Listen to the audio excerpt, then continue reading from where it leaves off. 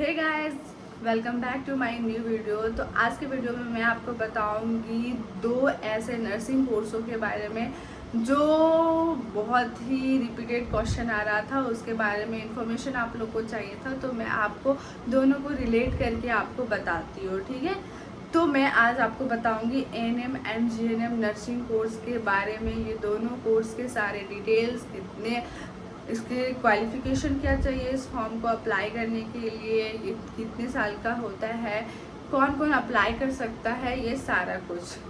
तो सबसे पहले बात करते हैं एएनएम कोर्स के बारे में, जिसका फुल फॉर्म मतलब एक्सली नर्सिंग मिडवाइफरी होता है। और ये 2 साल का कोर्स होता है और ये डिप्लोमा डिग्री कोर्स है। इसका ड्यूरेशन 2 इयर्स होता है।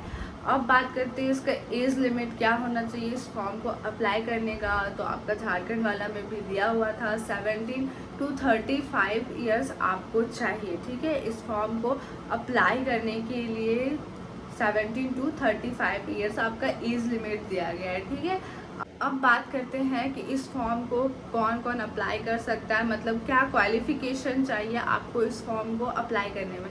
तो इस फॉर्म को अप्लाई करने में आपको जैसे 12th आप पास किए हैं कोई भी सब्जेक्ट से, चाहे आपका साइंस हो, कॉमर्स हो या मैथ, मतलब साइंस कॉमर्स या तो फिर आर्ट्स, कोई भी सब्जेक्ट से आप पास आउट किए हैं, आप इस फॉर्म को अप्लाई कर सकते हैं। और एएनएम कोर्स में कोई कंपलसरी इंग्लिश सब्जेक्ट नहीं होना चाहिए, ये लिखा हुआ नहीं है। बट किसी किसी कॉलेजेस में इंग्लिश सब्जेक्ट कंपलसरी मांगा जाता है, बट ऐसे तो नहीं एएनएम कोर्स में मांगा जाता।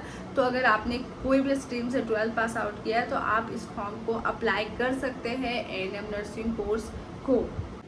अब बात करते हैं एएनएम कोर्स को करने में फ़ी स्ट्रक्चर क्या है, इसका फ़ी कितना लगेगा, ये सारा कुछ। तो आपका अगर ये डिपेंड करता है कि आप गवर्नमेंट सेक्टर से कर रहे हैं या प्राइवेट सेक्टर से कर रहे हैं। अगर आप गवर्नमेंट सेक्टर से कर रहे हैं तो आपका एनुअली 4000 पर ईयर लगेगा, या उससे कम भी लग सकता है। लेकिन अगर आपने प्राइवेट सेक्टर से किया है तो आपको एनुअली या टोटल बताए तो मतलब 2 lakh around, 1.5 to 2 lakh around आपका खर्च आ जाएगा एएनएम कोर्स में।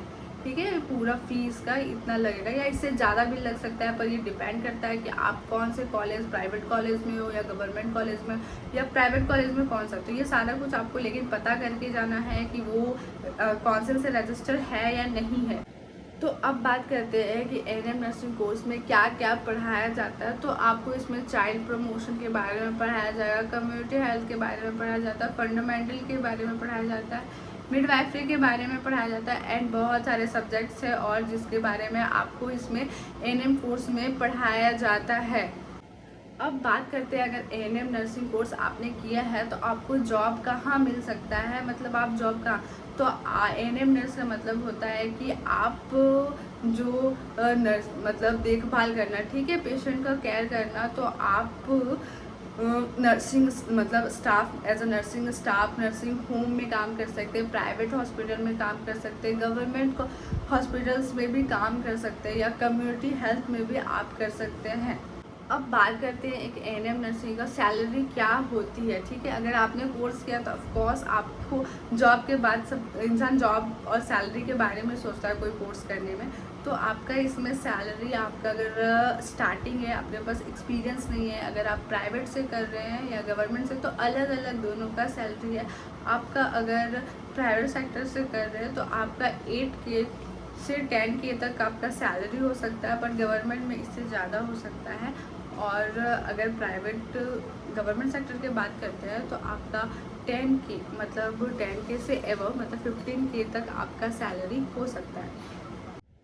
अब बात करते हैं मतलब दूसरा नर्सिंग कोर्स के बारे में, जिसको जीएनएम नर्सिंग कोर्स बोलते हैं, जिसमें जनरल नर्सिंग मिडवाइफरी होता है इसका फुल फॉर्म। और ये 3 इयर्स का कोर्स होता है जिसमें इंटर्नशिप इंक्लूडेड होता है। तो ये भी एक डिप्लोमा कोर्स है, जैसे कि एएनएम और जीएनएम दोनों ही डिप्लोमा कोर्स है, बट दोनों का ड्यूरेशन अलग अलग है। अब जीएनएम कोर्स कौन कौन अप्लाई कर सकता है। तो जीएनएम कोर्स आपका एज लिमिट है 17 to 35, इसका भी दोनों का सेम एज लिमिट है ये लोग अप्लाई करने का, मतलब 17 to 35 इयर्स आपका होना चाहिए। क्वालिफिकेशन क्या होना चाहिए इस फॉर्म को अप्लाई करने के लिए? तो 12th आपका कोई भी स्ट्रीम से हो, बट इंग्लिश सब्जेक्ट कंपलसरी है, जिसमें आपका 45% मार्क्स होना चाहिए, वही लोग फॉर्म अप्लाई कर सकते हैं। इसका फी स्ट्रक्चर क्या है जीएनएम नर्सिंग का? तो फी स्ट्रक्चर सेम है, आपका गवर्नमेंट सेक्टर का अलग एंड प्राइवेट सेक्टर का अलग, लेकिन एक एवरेज अराउंड में बोलूँ तो आपका 2 लाख टू 2.5 लाख आपका खर्च आ जाएगा जीएनएम कोर्स करने में। बट डिपेंड करता है आप कौन से कॉलेज से कर रहे हैं, चाहे वो प्राइवेट हो या गवर्नमेंट हो। अब बात करते हैं कि जीएनएम नर्सिंग में क्या क्या पढ़ाया जाता है, क्या क्या सब्जेक्ट होता है। ठीक है, तो जीएनएम नर्सिंग कोर्स में आपका जैसे एनाटॉमी एंड फिजियोलॉजी पढ़ाया जाता है, कम्युनिटी पढ़ाया जाता है, साइकोलॉजी पढ़ाया जाता है, माइक्रोबायोलॉजी पढ़ाया जाता है, सोशियोलॉजी पढ़ाया जाता है, paediatric, medical, surgicals, mental health, मतलब इतने सारे बुक होते हैं, न्यूट्रिएंट्स एंड एट्सेट्रा, बहुत सारे बुक्स होते हैं जो कि first year, second year, third year divided होते हैं और सारे बुक्स को पढ़ाया जाता है। अब बात करते हैं कि आपने जीएनएम नर्सिंग किया है तो आप कहाँ पे जॉब कर सकते हो? तो आप प्राइवेट या गवर्नमेंट दोनों सेक्टर में जॉब कर सकते हो।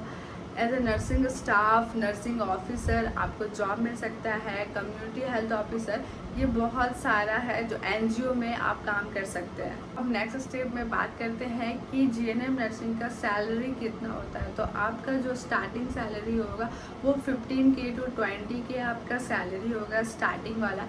मतलब अगर आपने एक्सपीरियंस नहीं लिया है और अगर आपका प्राइवेट सेक्टर है तो, और गवर्नमेंट सेक्टर का अलग होता है। ठीक है, अगर आपने एक्सपीरियंस ले लिया है और गवर्नमेंट सेक्टर में आप जॉब कर रहे हैं तो आपका सैलरी 50, 60, 80K भी जा सकता है एज अ नर्सिंग ऑफिसर।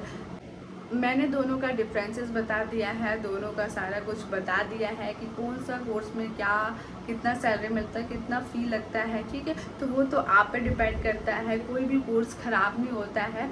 तो आपके पास जो एलिजिबिलिटी है, जो आपके पास टाइम है, आपके पास जो भी फी स्ट्रक्चर देने के लिए है, आप फॉर्म को अप्लाई कर सकते हैं एंड नर्सिंग कोर्स कर सकते हैं। नर्सिंग कोर्स एक ऐसा कोर्स है जिसमें जॉब अपॉर्चुनिटी बहुत ही ज़्यादा है। तो आई होप आपको ये वीडियो बहुत ही हेल्प किया होगा ये डिसीजन करने में कि कौन सा नर्सिंग कोर्स करूँ, कौन सा नहीं, कौन सा बेस्ट होगा, कौन सा नहीं होगा। तो मिलते हैं नेक्स्ट वीडियो में, तब तक के लिए बाय बाय।